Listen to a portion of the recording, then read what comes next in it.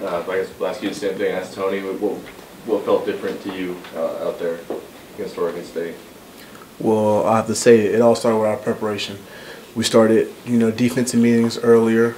We started doing extra walkthroughs, extra film sessions. We would come after tutoring, before tutoring, after class, before class, after dinner, 9 o'clock at night, 9 o'clock in the morning. We were always here in the film room. We were always meeting with each other. We were always passing notes, taking notes, and just kind of, just building on our preparation, and I think that made a big difference in our defensive performance. Was it Coach Bresky who coordinated the extra film stuff? Was it players or? It wasn't anyone in particular, but I would have to say it initiated from the coaches. They kind of asked us, what do you guys think about doing this, as a question, and players' feedback was, yeah, let's do it. And it kind of started one day, just an earlier meeting before team meetings, and then it just kind of escalated to earlier meetings every day, meetings after practice, coming to practice 30 minutes early just to work on defensive stuff. And, players one by one just started to come in after tutoring, before tutoring, after dinner, and it just went from one player to two players to groups of players, and it kind of just spread like wildfires without the defense. Is that something you're going to be able to maintain with the time management problem? I don't see there being any time management problems because we all have different schedules and our coaches are very flexible. So therefore, it allows us to come in when we're able to come in. And as far as us being able to manage it, we like the way that we played as a defense, which it wasn't good enough because we didn't get the W. But I think that we will maintain that, but not just maintain it, but build on it from here and just make a more steady approach to our preparation. Could you tell right away that it had made a difference once you got out on the field? Definitely, because as practice went on, there were no foggy eyes or, thoughts or questions about where should I be, where should I fit, what should I do. Everything was more clear and crisp, and it really showed on the field, and you could feel it on the field also. I mean, we still had a little mistake here and there, but it just felt more smooth, and everybody had a clear understanding of where they should be and what their job was. You imagine you'll continue with the same kind of regimen? Absolutely. Absolutely. How much does this team need that first conference win? I would say any win is what we need because it's what any team needs. No one needs a loss. No one wants to lose. Everyone wants to go undefeated. So how much we need to win from another team needing to win, I think it's all the same because if you don't like to win, then why are you playing the sport? Even though with the questions of close against Colorado, then the game against Oregon, and putting together pieces of efforts but not a full effort. Yeah. I mean, to answer those questions, does it make it any more important? That's kind of been like the big deal. Offense to have a great game, and defense kind of not pulling their weight, and then defense to have a great game, and the offense won't pour their weight. So right now we're just focusing on coming together and having all three sides play a great day. And that's what we really need right now. That's what we're trying to build on is everyone, offense, defense, and special teams come together, and we all should have a great day. So that's basically what we're just trying to build on right now. How tough is it for such a young defense to move past a tough loss? Man, for me, I'm a competitor. So any loss is tough to move past. And the guys that I play next to, we're all competitors. So young, old, there's no excuse. If you're out there playing, it's just as much as your fault. There's no excuse if you're a freshman or you're a senior. And for that, just to have such a tough loss, I think it's tough on everyone, and we're all just kind of down on it. But we're kind of using it as motivation and fuel to the fire to, get after Cal this week. Darryl, Justin Segota, he said you guys had done so much film study that literally at times you guys were yelling out what the play was going to be, that you knew what was coming. Is that true? Absolutely. If you actually watch the film and you watch the posture of some of the linebackers or secondary, even sometimes the D lineman would stand up and hey, this play is coming. You can actually see, they try to run a reverse, and we got a 5-yard loss. You can actually see the linebackers hey, number 17, it's a reverse. And, we kind of just all right, we're in our coverage, but we know what's coming. So it's a 5-yard loss. And if you just watch the film, you can definitely see that. And I feel like it definitely helped us a lot. sometimes, you know, especially if you get an overmatched high school opponent, I've heard of things like that. Have you ever been in a game where you guys knew as much as you did in advance? This year? Anytime, really, you played. Anytime that I played? Yeah. Absolutely.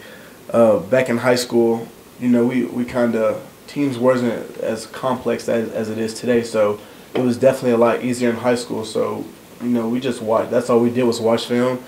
We lined up, played the same defense every week. But what made us so good back in high school was that we knew everything that was coming. So we never changed our defense because we knew exactly what was coming and where to fit.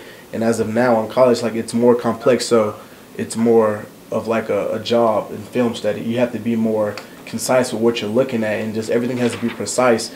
And you have to do so much studying and so much research. But I definitely feel like as we built on our film study throughout to this game, Oregon State, that we recently played, it kind of, you know, helped us, as you could see, as I said earlier, on the field, how we started to make plays and just feel the flow for the game and kind of knew what was coming.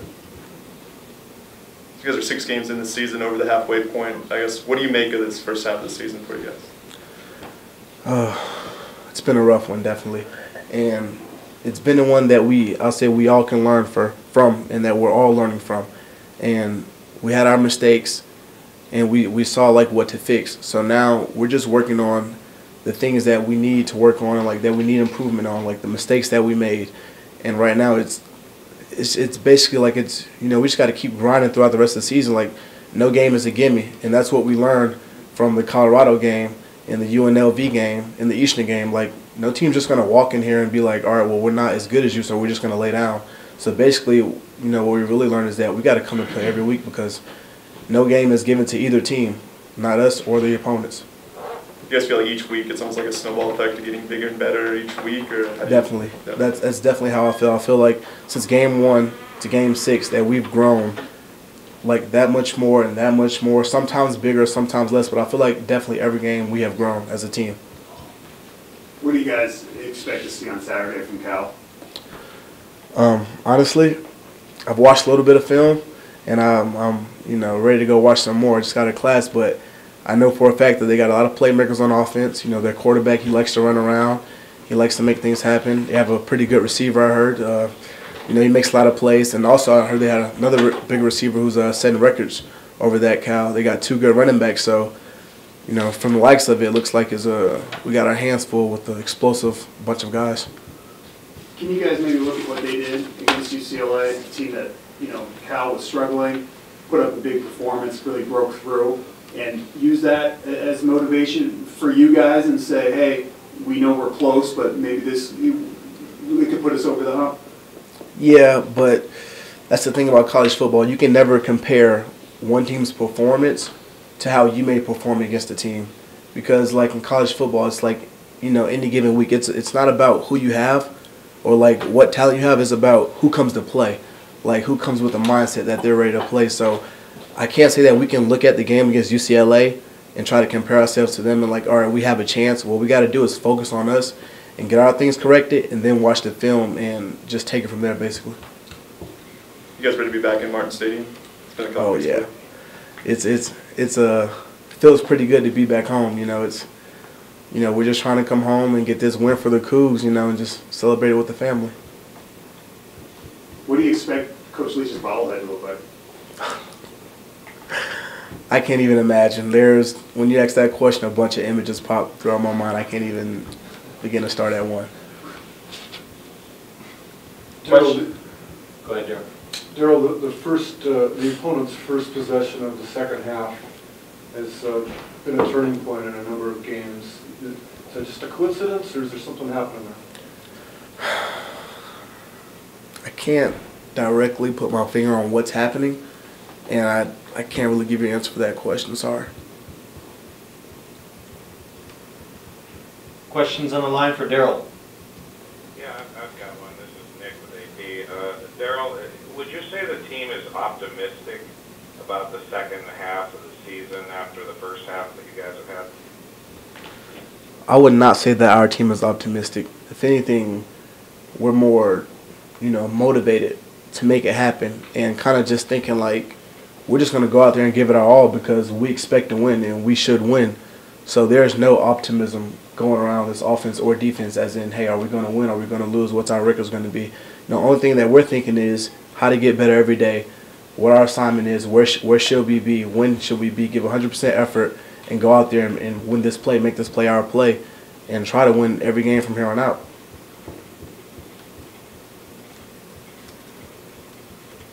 Thank you. Other questions on the line? Yeah, Bud Withers, Seattle Times. Hey, Darryl, realizing that you're concerned right now about just this week and one game at a time and all that, did you ever, or does the defense ever kind of look around and say, gee, this is a young group, we could, down the road, we're going to be really good? No, we don't. I feel like if we look at it that way, then that's a distraction for our defense. And as a distraction and us thinking about, hey, like we're young or like it's all good, we're going to be good down the season, I think that kind of ties in with that making us become complacent with where we're at. Like it's okay to be, below average or average because we're young, so we're going to be good in the future. So we definitely don't look at it that way because I feel like that's just an excuse. And, we won't be as good as we can be if we think that way. But if we think it doesn't matter how old we are, we just need to go out there and play the best that we can, then we will be good now and in the future be even better than if we were thinking, hey, we're going to be good down the line.